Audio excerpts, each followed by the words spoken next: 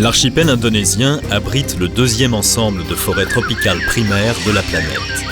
Mais la forêt est menacée par le commerce du bois. Chaque minute, c'est l'équivalent de 4 terrains de football qui disparaissent. Là commence mon voyage. Je vais traverser Sumatra, Java et Bali, les îles les plus connues. Enfin, c'est ce qu'on dit, en oubliant que les espaces vierges d'hier ont été rattrapés par l'évolution accélérée du monde et que tout est à redécouvrir sous un éclairage plus actuel. J'aime les arbres. Sumatra abrite encore un ensemble de forêts primaires où l'on trouve 50% de la biodiversité planétaire. Dans le parc national du Mont Leuser, je sens la forêt qui transpire, dégage de l'humidité et de la chaleur et crée la vie. La forêt est un poumon. L'air n'a pas de frontières. Quand les arbres respirent, je respire. Enfin, j'espère.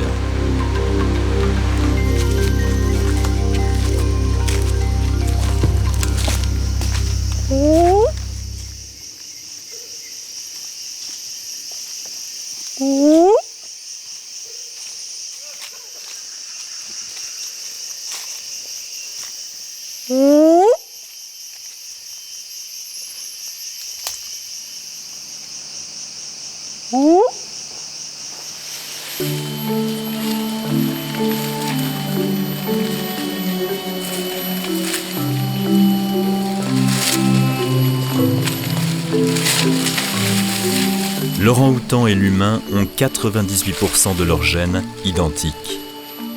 Je ne vois pas un singe, mais un habitant de la forêt que lui et moi aimerions préserver.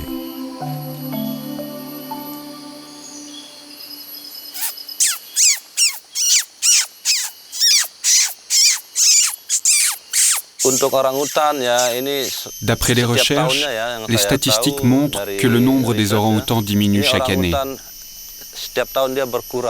Ils sont de moins en moins nombreux. En fait, ils sont en train de disparaître. Et l'état de leur population actuelle n'est pas bon. C'est parce qu'il y a de moins en moins de forêts. Ce n'est pas bon. Les orang-outans ont besoin de la forêt, comme les hommes qui habitent ici.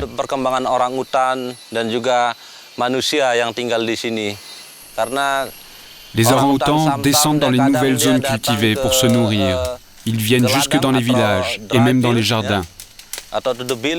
Ils prennent tout ce qu'ils peuvent, surtout les fruits, les durians, les ramboutans, les bananes.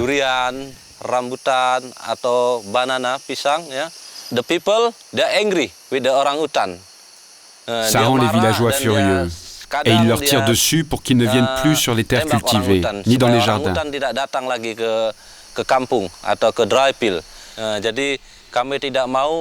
Nous, on ne veut plus que la forêt soit coupée.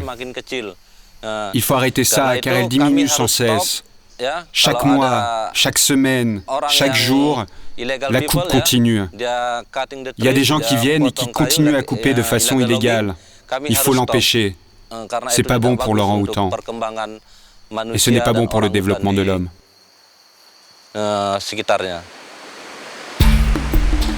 De quoi puis-je rêver dans mon voyage à Sumatra? Sinon à la nature vivante et voir ce qui se passe ici. J'ai lu le dernier rapport du Programme des Nations Unies pour l'environnement. La déforestation affecte 35 des 41 parcs nationaux d'Indonésie. Firman, tu peux me montrer où sont les zones de déforestation? On est maintenant à Bukit Lawang. 98% des forêts tropicales de l'archipel pourraient disparaître d'ici à 2022 si des actions urgentes de préservation ne sont pas entreprises. Pour le vérifier, il faut revenir vers Medan et parcourir 300 km jusqu'au cœur du parc.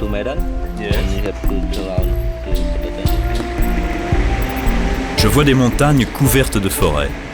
Si j'étais un homme d'affaires indonésien, chinois ou européen, je verrais des montagnes de salons de jardin, de meubles exotiques et de parquets, du contreplaqué et de la pâte à papier.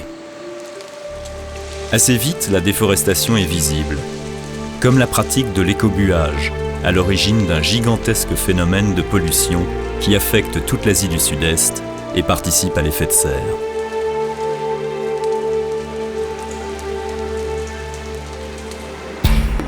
Que deviennent les peuples qui ont vécu avec la forêt, qui entretenaient une relation spéciale avec les arbres et qui auraient encore une sagesse à nous transmettre?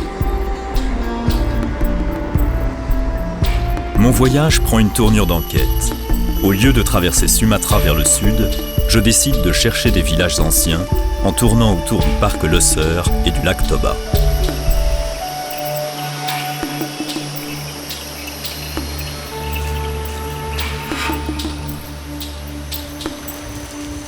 J'ai cherché sans trouver.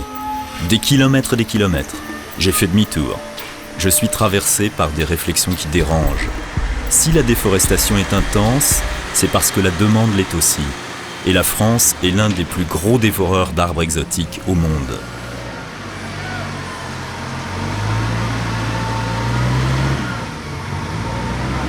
Ma quête de village me conduit dans la région de Toba, berceau mythique du peuple Batak, une ethnie anciennement animiste originaire de l'Himalaya. «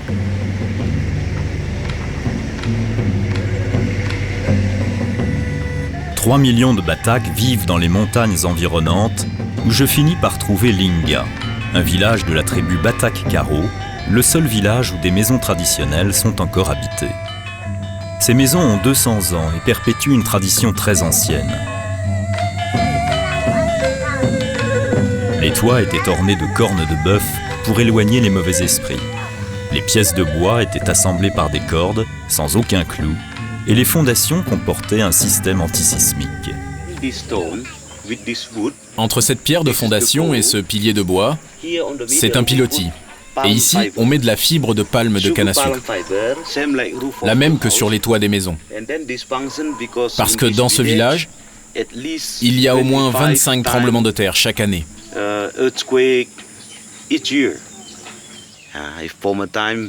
Dans l'ancien temps, il était facile de trouver de grosses pièces de bois. Mais plus maintenant. Il y a toujours de la forêt, mais peu de grands arbres. On n'en trouve plus que des petits. Où sont-ils passés? Ah, c'est l'Indonésie. Vous avez entendu parler de ce qu'on appelle la coupe illégale. Le bois est vendu hors du pays.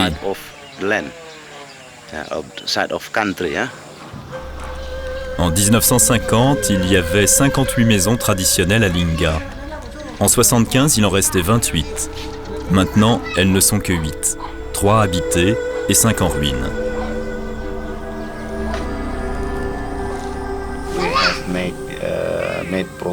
Nous avon fait un programme. Il y a 3 ans, nous avons restauré 3 maisons. 5 maisons ne sont pas encore réparées. Nous voudrions vraiment construire des maisons comme celle-là. Mais maintenant, dans la forêt, c'est très difficile de trouver de quoi tailler de grandes pièces de bois. Ce bois, s'ils le replantaient aujourd'hui, les Bataks devraient attendre 30 ans pour pouvoir restaurer leur maison. Beaucoup d'animistes priaient sous les grands arbres, parce que les arbres abritent des bons esprits. Oui, les animistes faisaient très attention. Les chrétiens, peut-être. Le style moderne.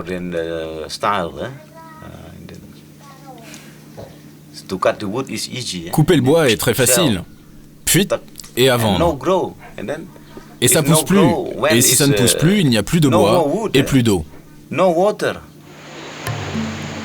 Les arbres captent l'eau, la rendent à travers leurs feuilles pour nourrir les nuages, qui à leur tour peuvent arroser la terre et alimenter les cours d'eau. Non loin de Linga, le lac Toba, lieu mythique à l'époque des hippies, a lui aussi été complètement déboisé.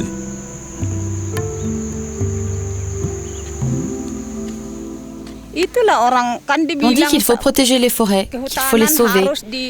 Mais il y a des gens méchants qui les coupent et qui les brûlent. Ils n'ont rien compris, ce sont des arriérés. Le gouvernement doit surveiller les forêts, mais il y a plein de corruption. La forêt a été coupée et la terre a été brûlée. Des terrains comme ça, regardez, tout est parti en fumée, comme ça. La forêt, c'est important. Quand il n'y a plus de forêt, il y a l'érosion. Et puis il ne pleut plus autant. C'est à cause de la déforestation qu'il pleut moins. Tout va bien. Début de voyage formidable. Il fait très beau à Sumatra. Quoique, c'est pas tout à fait ce que disent les publicités de voyage. Il ne fait pas toujours beau sous les tropiques. En vérité, la pluie est très belle. La mousson se déclenchait tout à trac. Un déluge d'eau tiède qui se déverse jusque dans les maisons. Les gens d'ici ont l'habitude et le prennent comme une chose très naturelle.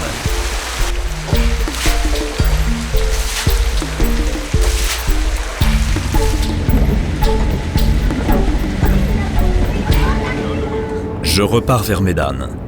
Je vois de plus en plus d'arbres le long des routes. Un nouveau genre de forêt. Des plantations de palmiers. Il y en a sur des kilomètres et des kilomètres. L'Indonésie est en train de devenir le premier producteur mondial d'huile de palme. Et l'huile de palme, elle est partout maintenant sur les rayons de nos supermarchés. Dans les cosmétiques, comme dans les produits alimentaires. Je vais rencontrer un planteur, Win Alamsa, un Batak de 44 ans, responsable de 22 000 hectares, dans une plantation anglaise de 100 000 hectares. Je veux lui demander de me montrer de quoi il s'agit. Cet arbre, l'arbre à caoutchouc, sera éliminé l'année prochaine. Nous récoltons autant de latex que possible en pratiquant 2 incisions pour une exploitation maximale. C'est la technique de l'égorgement. L'EVA est littéralement vidé de sa dernière goutte avant son abattage pour faire place à une nouvelle génération de plantations.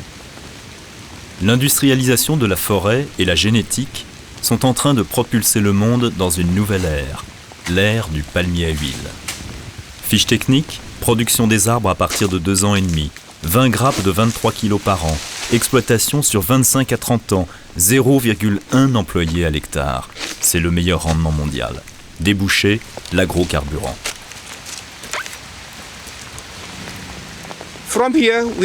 Du fruit, on extrait plus de 24% d'huile. Si la grappe envoyée à l'usine pèse 100 tonnes, on peut obtenir 24 tonnes d'huile. On voudrait bien avoir cette huile, mais l'accès aux usines n'est pas autorisé. Elle est l'objet controversé d'un enjeu mondial et l'Indonésie se jette littéralement dedans. Elle a décidé d'être un producteur majeur du soi-disant biocarburant. Car l'huile de palme est le plus rentable des agrocarburants qui vont bientôt faire rouler nos voitures. Et peut-être même nos avions. Mais à une condition, faire de la place pour les plantations. Et pour ça, il faut liquider la forêt.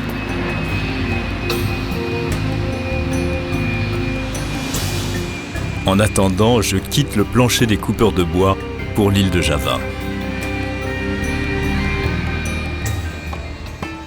Un jour, Java a été couvert de forêts comme Sumatra. Les Javanais se sont multipliés et ils l'ont mangé. Les 120 millions de bipèdes humains qui vivent à Java constituent l'espèce de loin la plus survoltée. Il reste que les Javanais aiment bien les oiseaux qu'ils font venir des 4 coins des îles. On a d'abord des oiseaux pour le plaisir. Et aussi pour se calmer, pour réduire le stress. C'est de l'amour. Quand on s'occupe d'eux, on donne de l'amour, comment dit-on ? C'est du vrai qui va au cœur.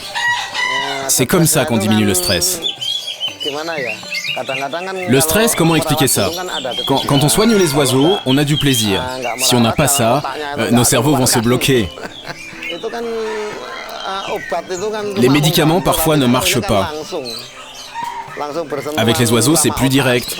Il y a une relation étroite entre le cerveau et nos actes. Les médicaments, c'est juste pour calmer.